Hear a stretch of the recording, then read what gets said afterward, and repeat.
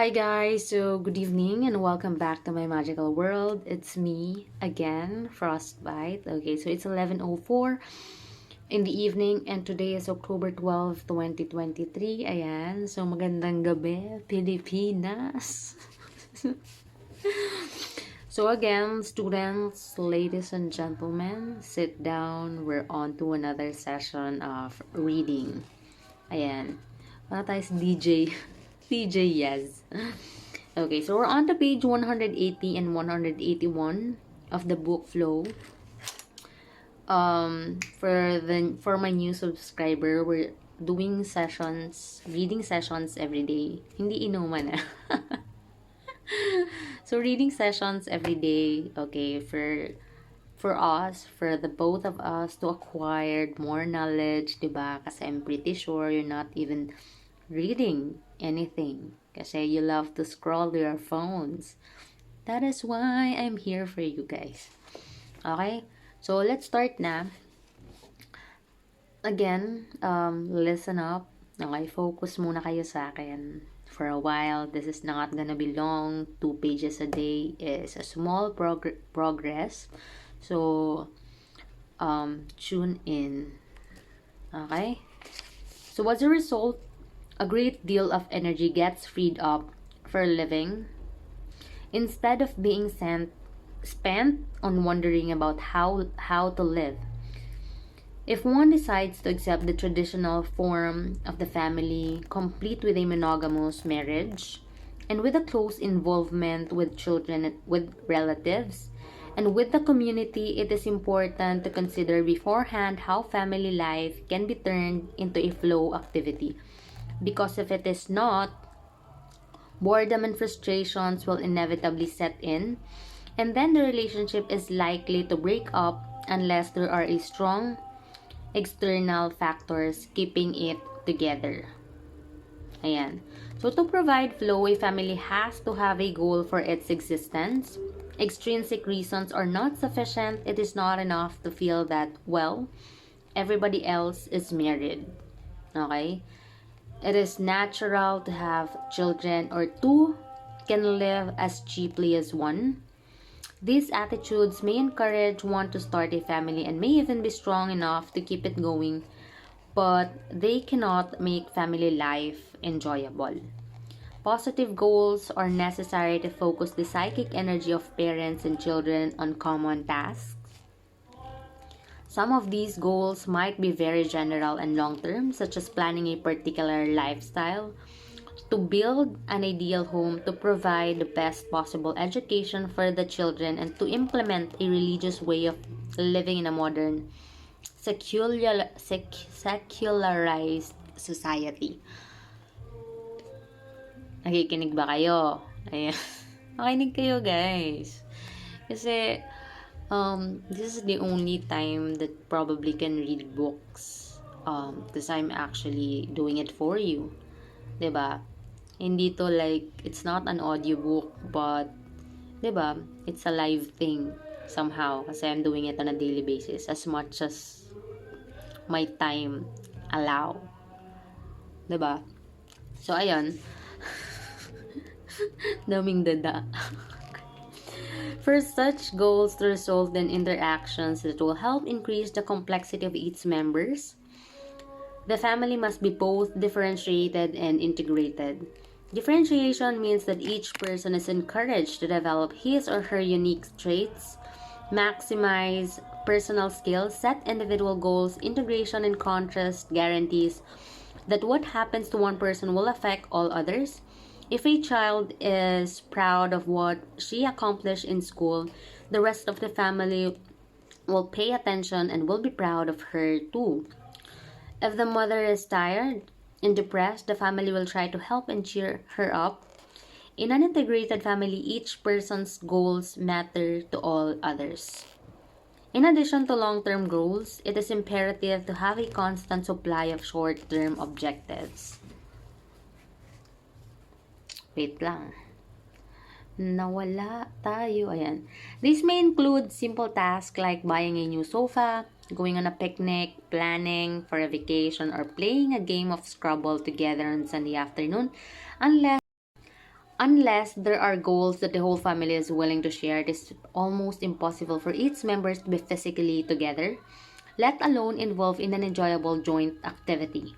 Here again, differentiation and integration are important. The common goals should reflect the goals of individual members it lang, as much as possible. Ayan guys, so kaya niyo yan guys, tapusin natin to. So if Rick wants to go to a motocross race and Erica would like to go to the aquarium, it should be possible for everyone to watch the race one weekend and then visit the aquarium the next. The beauty of such an arrangement is that Erica is likely to enjoy some of the aspects of bike racing, and Rick might actually get to appreciate looking at fish, even though neither would have discovered as much if left to his or her own prejudices. As with any other flow activity, family activities should also provide clear feedback. In this case, it is simple a matter of keeping open channels of communication. If a husband does not know what bothers his wife and vice versa, neither has the opportunity to reduce the inevitable tensions that will arise. So, really important, 'di ba? Communication talaga, it's all about that. And you have to be smart enough to um paano ba? Smart enough to notice gestures and alam mo yun, yung ano ba, to pick up signs. Hindi ko maano yung term guys, basta yung parang to pick up signs that are that your wife or husband is worrying. Basta something ganun, alam nyo na yun, matalino kayo for sure. Okay, so in this context, it is worth stressing that entropy is the basic condition of group life, just as it is of personal experience. Unless the partner invests psychic energy in the relationship, conflicts are inevitable. Simply because each individual has goals that are to a certain extent divergent from those of all other members of the family. So, I love the word divergent because of that movie.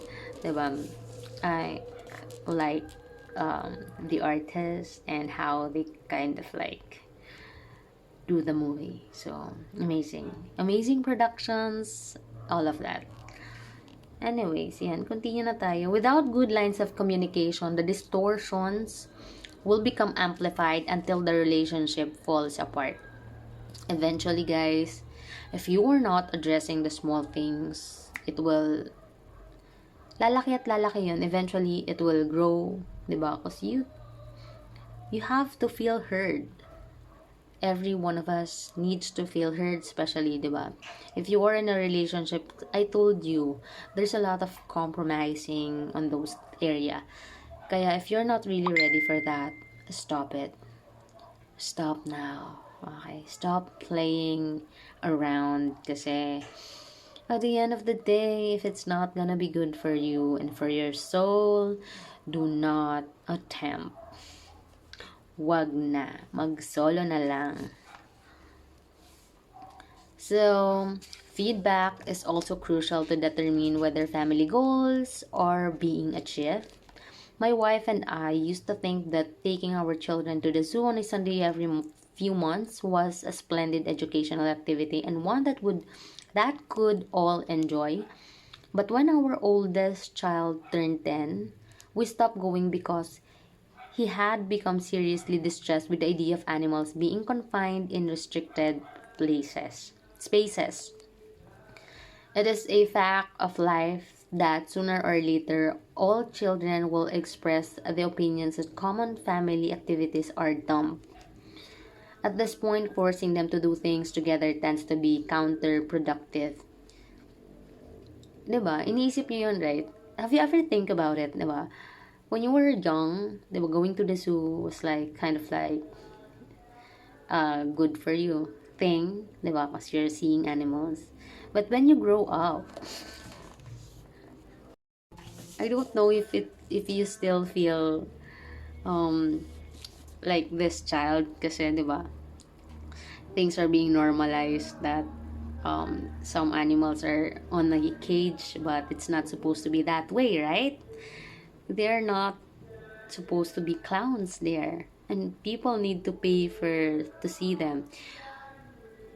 But if they are well taken care of, maybe somehow that's fine. Again, it's a different it's gonna be different with a lot of people kasi iba-iba tayo ng perspective and the society and the environment we grew. So our opinions will all gonna be different for that.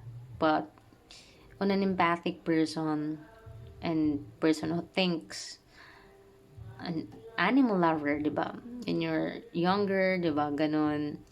It's cute, you know, because you're seeing them. Animals are in there, right? You have photos of them. But when you're a genuine animal lover, di ba?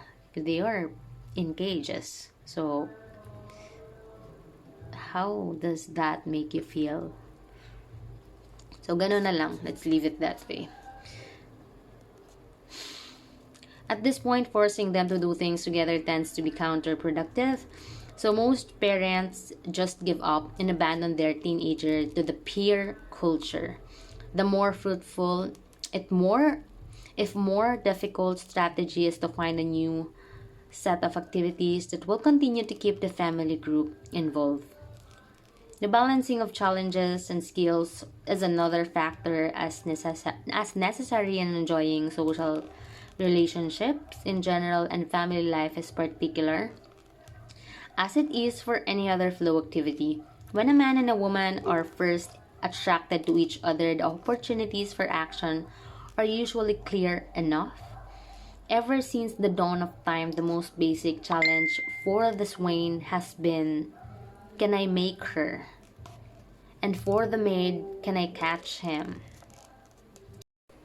Okay, this is just like to continue what um the page that I wasn't able to finish last night. Okay, so konti na lang to guys. Listen up, mamaya na yung chika, okay? So usually, and depending on the partner's level of skills, a host of more complex challenges are also perceived. Level of skills, a host of more complex challenges are also perceived. To find out what sort of a person the other really is, what movies she likes, what he thinks about South Africa, and whether the encounter is likely to develop into a meaningful relationship. Then there are fun things to do together, places to places to visit, parties to go to, and talk about afterward, and so on. Okay, so ayan guys, we just finished it. I just wanted to finish it para makapag-start na tayo for the actual day. Okay? Thank you guys for listening. I appreciate all your presence on my channel. This is still a secret channel, so you guys are blessed. You found me. So, ayan, I'll see you again later. Bye!